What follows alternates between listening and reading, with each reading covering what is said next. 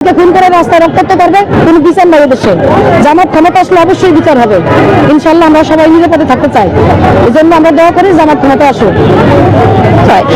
বাংলাদেশ জামাত ইসলামীকে রাজনৈতিক এবং আদর্শিক দল তারা পোশাকের মতো একটি বিষয় নিয়ে কখনোই হস্তক্ষেপ করার মতো কোনো পদক্ষেপ নেওয়া তাদের পক্ষে সম্ভব নয় বা তারা করবে না। কারণ তারা রাজনীতিকে বিষয় নিয়ে, ইনসাফের যে রাষ্ট্র কায়েমের বিষয় নিয়ে তারা রাজনীতি করছে। এখানে পোশাক খুবই নগণ্য একটি বিষয়, বরং এটি প্রোপাগান্ডা সৃষ্টি করে রাজনীতিক যে জামাতের যে এই আমরা যেটা দেখছি যে গণজাগরণ, এটিকে দমিয়ে রাখার জন্য এই যে সিলি বিষয়গুলোকে রাজনৈতিক যে আলোচনা সেখানে বা আগামীতে রাজনৈতিকভাবে তারা কি পদক্ষেপ নেবে সেগুলো না এনে পোশাকের মতো খুবই সামান্য একটি বিষয়কে তারা এখানে হাইলাইট করছে।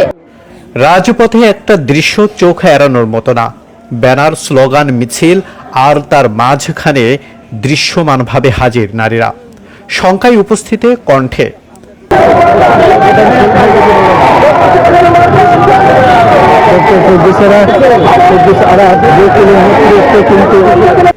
প্রশ্ন একটাই, এটা কি স্বতঃস্ফূর্ত আন্দোলন নাকি জামাত ইসলামীর নতুন রাজনৈতিক কৌশল? সম্প্রতি সময়ে বিভিন্ন কর্মসূচিতে দেখা যাচ্ছে জামাতের মিছিলে নারীর অংশগ্রহণ আগের যে কোনো সময়ের তুলনায় বেশি। শুধু উপস্থিতি নয়, অনেক জায়গায় তারাই সামনে থেকে স্লোগান দিচ্ছেন, বক্তব্য রাখছেন, নেতৃত্বও দিচ্ছেন। সেখানে আমাদের অন্যান্য নারী নেতৃত্বের উপরে আপনারা দেখেছেন যে ন্যাক্কারজনক হামলা হয়েছে। তারা নির্বাচনের কাজ করতে গিয়ে বা গণসংযোগ করতে গিয়ে তাদেরকে হামলার শিকার হতে হয়েছে। এটি আমরা তীব্র নিন্দা জানাচ্ছি। কারণ রাজনৈতিক যে দল, সেখানে সব দলেরই অধিকার আছে সব ধরনের প্রচারণায় অংশগ্রহণ করা।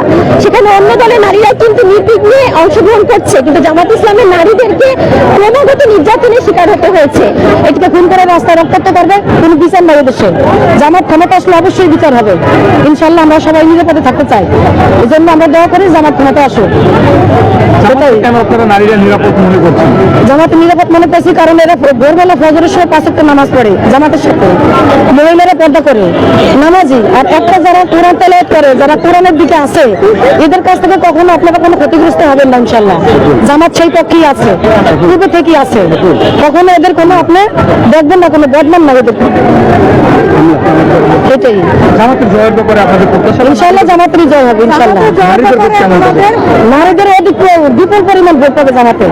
কারণ আমরা নারীরা ঘরে ছিলাম এতদিন, ঘর থেকে বের হয়েছি। কারণ এই খুন খারাপি, মারামারি, ছিনতাই, হাজারি, চাঁদাবাজি এগুলো দেখে আমরা ঘর থেকে বের হয়ে গেছি। যেহেতু আমাদের সন্তানরা এই রাস্তায় কিন্তু খুন হচ্ছে, এই জন্য আমরা অনেকদিন নারীরা ভিতরে ছিলাম। এখন সমস্ত নারীরা, হিন্দু, বৌদ্ধ, খ্রিস্টান যারা আছে, এরাও কিন্তু ঘর থেকে বের হয়ে গেছে, দেখছেন আপনারা। কারণ যারা মনে করেন খ্রিস্টান একটা মহিলাকে আপনাকে দেখলাম, সে দাড়িপাল্লা নিয়ে ঝুলতেছে, বক্তব্য দিচ্ছে দাড়িপাল্লা। চিন্তা করছেন এটা আল্লাহ। বাংলাদেশের রাজনীতিতে নারীর অংশগ্রহণ নতুন কিছু নয়, কিন্তু জামাতের রাজনীতিতে এই মাত্রা দৃশ্যমানতা, এটা নিঃসন্দেহ নতুন অধ্যায়। সমালোচকরা বলছেন রাজনৈতিক ইমেজ বদলাতে এবং কঠোর অতীতের ভাবমূর্তি নরম করতেই নারী মুখে সামনে আনা হচ্ছে। অন্যদিকে জামাতের দাবি, নারীরা নিজের অধিকার, ধর্মীয় মূল্যবোধ থেকেই রাজপথে নেমেছেন। এটা কোনো সাজানো প্রদর্শন নয়। তীব্রভাবে নিন্দা জানাচ্ছি সব ধরনের নির্যাতনের, সব ধরনের সাইবার বুলিং থেকে শুরু করে শারীরিক এবং মানসিক সব ধরনের নির্যাতনের আমরা তীব্র নিন্দা জানাচ্ছি। জামাত আমি ইশতেহারে যে কর্মঘণ্টার কমানোর বিষয়ে নারীদের একটা কথা বলছে, সেই বিষয়টা কেমন ভাবে? এটিও কিন্তু আমরা দেখেছি যে জামাতের আমিরের একটি মেসেজকে ভুলভাবে উপস্থাপন করা হয়েছে। তিনি বলেছেন যে সকল নারীরা মাতৃত্বকালীন যে জটিলতা, এই জটিলতার কারণে তারা তাদের যে দক্ষতা, তাদের যে ক্যাপাসিটি, সেটাকে কিন্তু পরিপূর্ণভাবে ব্যবহার করতে পারেন। অনেক সময় কি হয় যে তাদের চাকরিও কিন্তু অনেক সময় চলে যেতে হয়। সেখানে জামাতের আমির হচ্ছে এই সময়টাতে যেন নারী তার দক্ষতাকে, যোগ্যতাকে কাজে লাগাতে পারে, সেজন্য তিনি বলেছেন যে নারীদের প্রয়োজনে কর্মঘণ্টা কমিয়ে হলেও তাদের দক্ষতাকে দেশ এবং জাতির যে কল্যাণে কাজে লাগানো হবে। একা বাসায় এটাই আমাদের শক্তি, এটা ছাড়া তো আমাদের কোনো শক্তি নাই। আমরা কালকে বের হবো, নির্যাতনের শিকার হবো, মানুষের গাঁজা খাবে, মদ খাবে, প্রতারণা করবে, এগুলি তো আমরা মেনে নেব না। কারণ আজকে একজনে গাঁজা খায়, কালকে একজনকে খুন করবে।